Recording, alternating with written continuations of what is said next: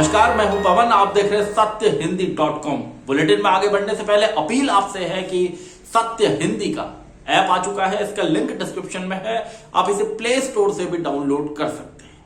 अब शुरू करते हैं बुलेटिन। कृषि कानूनों के खिलाफ आंदोलन कर रहे संयुक्त किसान मोर्चा ने आज भारत बंद का आह्वान किया है। किसान बीते 4 महीने से दिल्ली के बॉर्डर्स पर आंदोलन कर रहे हैं। किसानों के भारत बंद के आह्वान के मद्देनजर हरियाणा और दिल्ली में पुलिस अलर्ट पर है और अतिरिक्त पुलिस फोर्स की तैनाती भी की गई है। किसानों की मांग है कि तीनों कृषि कानूनों को रद्द किया जाए, साथ ही एमएसपी पर गारंटी का कानून भी बनाया जाए।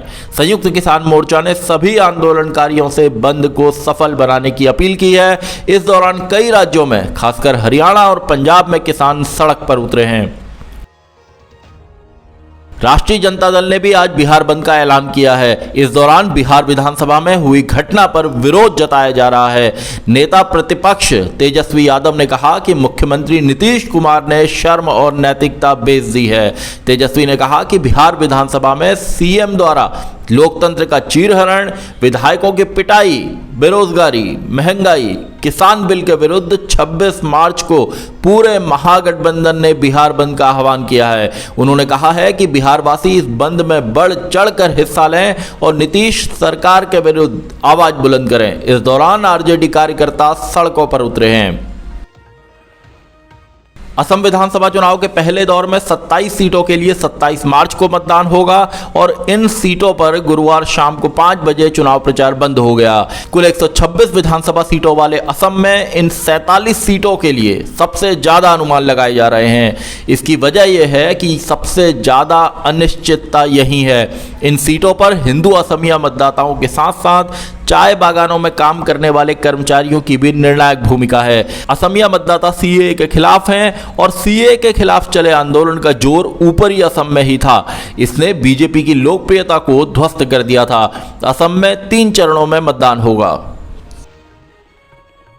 पश्चिम बंगाल विधानसभा चुनाव के पहले चरण के लिए प्रचार गुरुवार शाम को थम गया। प्रचार के अंतिम दिन सभी दलों ने पूरी ताकत झोंक दी। बीजेपी ने पश्चिम बंगाल में केंद्रीय गृह मंत्री अमित शाह, रक्षा मंत्री राजनाथ सिंह, उत्तर प्रदेश के मुख्यमंत्री योगी आदित्यनाथ सहित कई नेताओं को चुनाव मैदान में उतारा। टीएमसी की ओर से मुख्यमंत्री ममता बनर्जी और उनके भतीजे व सांसद अभिषेक बनर्जी ने ताबड़तोड़ सभाएं की। कांग्रेस की ओर से प्रदेश अध्यक्ष अधीर रंजन चौधरी ने जोर लगाया और वाम दलों के नेता भी चुनाव प्रचार में जुटे रहे। पहले चरण में पश्चिम बंगाल के जंगल महल के 5 जिलों की 30 विधानसभा सीटों पर वोट डाले जाएंगे। बंगाल में 8 चरणों में मतदान होगा। प्रधानमंत्री नरेंद्र मोदी बांग्लादेश पहुंच गए हैं और वहां वे बांग्लादेश की आज़ादी के 50 साल पूरे होने के मौके पर आयोजित कार्यक्रमों में शिरकत करेंगे और प्रधानमंत्री शेख हसीना से भी मिलेंगे।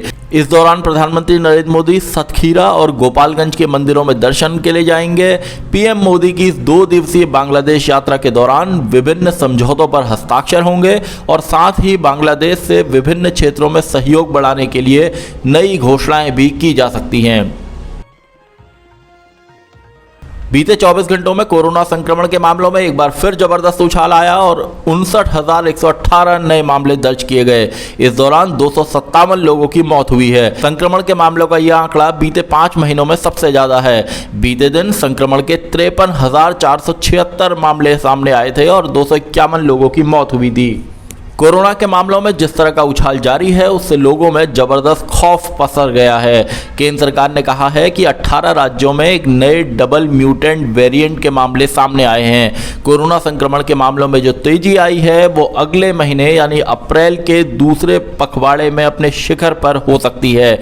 यानी हर रोज कोरोना संक्रमण के मामले अप्रैल तक बढ़ते रहने के आसार हैं। स्टेट बैंक ऑफ इंडिया यानी SBI ने अपनी एक रिपोर्ट में ये आशंका जताई है। महाराष्ट्र में फिर से कोरोना संक्रमण के रिकॉर्ड मामले सामने आए हैं। गुरुवार को एक ही दिन में 35,952 मामले सामने आए और 111 लोगों की मौत हुई है। मुंबई में भी गुरुवार को लगातार दूसरे दिन 5,000 से ज्यादा संक्रमण के मामले सामने आए हैं। राज्य में यह कोरोना संक्रमण की दूसरी लहर है और यह संक्रमण पहले से कहीं ज्यादा तेजी से फैल रहा है। डबल म्यूटेंट संक्रमण के भी मामले राज्य में सामने आए हैं। राज्य के कई शहरों में लॉकडाउन लगाया गया है। हाल ही में नांदेड़ और बीड़ में पूरी तरह लॉकडाउन का ऐलान किया गया है। मुकेश अंबानी एंटीलिया विस्फोटक और मनसुख हिरेन हत्याकांड मामले की जांच कर रही एनआईए ने गुरुवार को स्पेशल कोर्ट में चौंकाने वाला खुलासा किया। एनआईए ने अदालत को बताया कि गिरफ्तार पूर्व इंस्पेक्टर सचिन वाजे के घर से उन्हें जांच में 62 जिंदा कारतूस मिले हैं। ये कारतूस वाजे ने घर में क्यों रखे थे, इसका खुलासा वाजे ने अभी तक नहीं किया है। अदालत ने वाजे को 3 अप्रैल तक एनआईए की हिरासत में भेज दिया है। वाजे ने अदालत में कहा कि उन्हें इस मामले में बलि का बकरा बनाया जा रहा है। सीबीआई ने गुरुवार को देश के 11 राज्यों और केंद्र शासित प्रदेशों में करीब 100 से अधिक ठिकानों पर छापेमारी की है। सीबीआई ने बैंक फ्रॉड के करीब 30 केसों में ये छापेमारी की है और फ्रॉड के मामले 3700 करोड़ के हैं। सीबीआई ने कानपुर, दिल्ली, गाजियाबाद, मथुरा, नोएडा, गुरुग्राम, चेन्नई, जयपुर सहित कई शहरों में छापा मारा। छापेमारी के दौरान विभिन्न दस्तावेज और अन्य सामग्री, डिजिटल साक्ष्य बरामद किए गए हैं। सत्य हिंदी का ऐप डाउनलोड करें गूगल प्ले स्टोर पर। बुलेटिन में अभी इतना ही। बाकी खबरों के लिए बने रहिए सत्यहिंदी.com के साथ।